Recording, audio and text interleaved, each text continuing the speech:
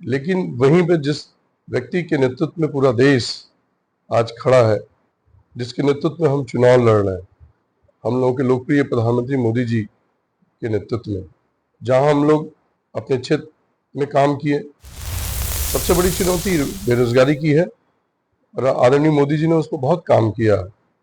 Private sector को आगे बढ़ाने के लिए उन्होंने बहुत सारे सरकारी स्कीम्स निकाले हैं, जो व्यक्तिगत वो स्वावलंबी हो कि नौकरी मांगने से बजाय वो नौकरी देने वाले लोग बने। हम लोग के संविधान के रचयिता हैं और पूरा देश चाहता है, और हमारे मोदी जी हर मंचों पे कह रहे हैं संविधान कैसे खत्म कर सकते, कोई छेड़छाड़ कर सकता है लोग। और आरक्षण जहां खत्म करने की बात हो रही है, बिल्कुल ये गलत है, ये अफवाह है, बेबुनियाद है, और पार्टियों को कोई मुद्दा नहीं है, उनके पास ये मुद्दा विहीन है, इसलिए वो लोग इस तरह के फालतू चीजों पर ध्यान केंद्रित कर रहे हैं। मैं अपने समाज के लोगों से, दलित समुदाय से ये अपील करता हूँ कि ऐसे अफवाहों पर न जाएं, क्योंकि ऐसा कुछ नहीं है। हमारी पार्टी स्वस्थ समाज की पार्टी है। नमस्कार, मैं शिवम कुमार द गोरखपुर टाइम्स से। इस समय हम अपनी चुनावी रणनीति के तहत पहुंचे हैं बांसगांव लोकसभा के सांसद श्री कमलेश पासवान जी के पास।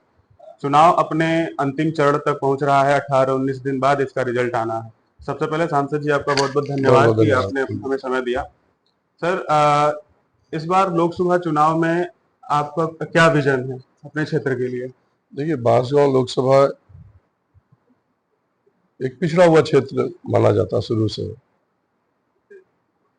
और हर साल बाढ़ की विभीषिका में हमारे तीन विधानसभा जो हर साल बाढ़ की विभीषिका से सड़कें खराब हो जाती हैं, और उसका हम लोगों ने यही प्रयास किया कि इस चीज़ से कैसे लोगों को निजात दिलाया जाए, बंदे को ऊंचा कराया जाए, बंदे को और अच्छे से मजबूती से उसको बनवाया जाए, पिच बोल्ड किया जाए। तो ऐसे तमाम काम पिछले 15 साल के अंदर हुए हैं। तो सबसे बड़ी चुनौती तो मैं यही कहूँगा कि बाढ़ से है। जी, तो सर आप पिछले 10 सालों से सांसद हैं। इस चुनाव में आपके लिए क्या चुनौतियां आपको दिख रही हैं? इस चुनाव में कोई चुनौतियां हैं या फिर? देखिए, चुनौतियां तो हमेशा रहती है, राजनीतिक जीवन में आप हैं तो चुनौतियां आपको प्रतिदिन हर कदम पर मिलती है। जी। लेकिन वहीं पे जिस व्यक्ति के नेतृत्व में पूरा देश आज खड़ा है, जिसके नेतृत्व में हम चुनाव लड़ रहे हैं, हम लोगों के लोकप्रिय प्रधानमंत्री मोदी जी के नेतृत्व में, जहां हम लोग अपने क्षेत्र में काम किए, आम लोगों के लिए हम लोग संघर्ष किए, उनके लिए काम किए, वहीं हमारी सरकार की नीतियों के आधार पर जो गांव-गांव हम लोगों ने नीति बनाकर काम कर रहे हैं, उससे हम लोग का बहुत अच्छा रिस्पॉन्स है। और यही कारण है कि मोदी जी को सब लोग बहुत प्यार करते हैं, दुलार करते हैं, और मुझे लगता है कि आने वाले समय में जो 1 जून को वोट पड़ना है, पिछले बार से भी अच्छी बहुमत से हम लोग चुनाव जीतेंगे।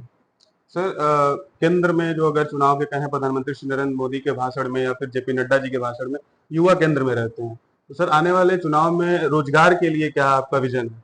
देखिए, हमेशा हमारे प्रधानमंत्री मोदी जी ने युवाओं के लिए एक अलग से, और कोई भी राजनेता होता है तो ये जानता है कि हमारे जो युवा वो कल के भविष्य हैं, और उस पर हम केंद्रित होकर काम करते हैं। सबसे बड़ी चुनौती बेरोजगारी की है और आदरणीय मोदी जी ने उसको बहुत काम किया। प्राइवेट सेक्टर को आगे बढ़ाने के लिए उन्होंने बहुत सारे सरकारी स्कीम्स निकाले हैं, जो व्यक्तिगत वो स्वावलंबी हो कि नौकरी मांगने से बजाय वो नौकरी देने वाले लोग बने। स्किल डेवलपमेंट के थ्रू हम लोग काम कर रहे हैं। हमारे भी लोकसभा में 2 जगह स्किल डेवलपमेंट का बिल्डिंग है, जहां पर हमारे क्षेत्र के काफ़ी नौजवान लोग वहां जाते हैं, स्किल होते हैं, और फिर हम लोग प्रयास करते हैं कि उनके काम के हिसाब से उनको कंपनियां प्लेसमेंट उनको मिल जाए। और बहुत सारे कार्यक्रम में मैं गया हूँ, तो आपकी बात को मैं मानता हूँ, लेकिन हमारी सरकार उस पर बहुत गंभीरता से काम कर रही है और उसमें सफलता भी मिल रही है।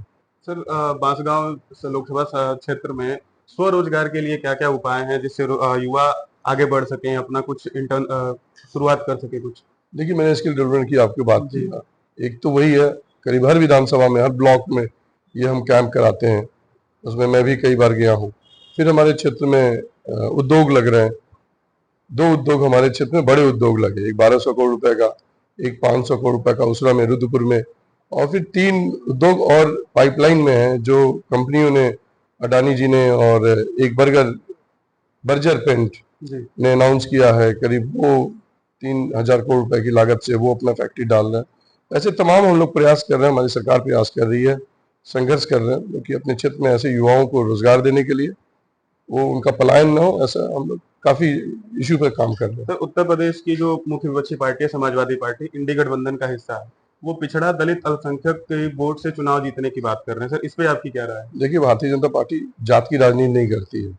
2019 का चुनाव ये बताता है कि इस उत्तर प्रदेश में अगर जो गठबंधन इन लोगों ने किया था यही सोच के कि हम जात की राजनीति करेंगे, तो 19 का चुनाव आदरणीय मोदी जी और योगी जी के नेतृत्व में हम लोगों ने इसको तोड़ा है।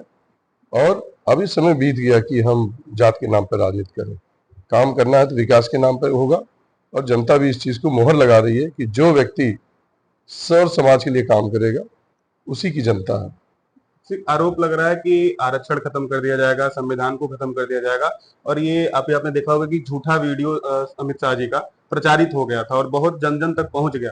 इसका क्या असर है लेकिन चुनाव? चुनाव आता है तो इस तरह की चीजें होती रहती हैं। जी। और विरोधी जिस तरह का नारा दे रहे हैं कि बाबा भीमराव अम्बेडकर साहब ने जो हम लोग के संविधान के रचयिता है और पूरा देश चाहता है, और हमारे मोदी जी हर मंचों पे कह रहे हैं संविधान कैसे खत्म कर सकते, कोई छेड़छाड़ कर सकता है लोग।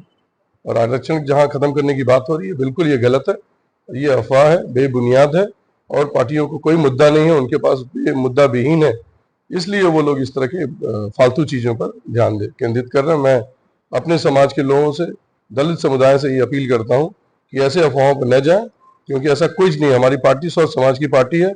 हमारे जैसे व्यक्ति को 4 बार टिकट देकर हमको संसद में भेजा, ऐसे बहुत सारे हमारे जैसे नौजवान हैं, एग्जाम्पल्स हैं जो काम कर रहे हैं पार्टी में और भी जगह, जो अफवाहों पर न जाए, बस यही मैं अपील सर, कर रहा हूं। अब की बार 400 पार का केंद्र क्या है? 400 पार क्यों? अब की बार 400 पार ऐसा आदरणीय प्रधानमंत्री जी का विजन था, जो देख रहे हैं कि हम एनडीए गठबंधन में जो हम लोग काम किए हैं पिछले 10 वर्षों में जनता के लिए, आम लोगों के लिए, मिडिल क्लास के लिए, तो उनको ऐसा फील हुआ होगा।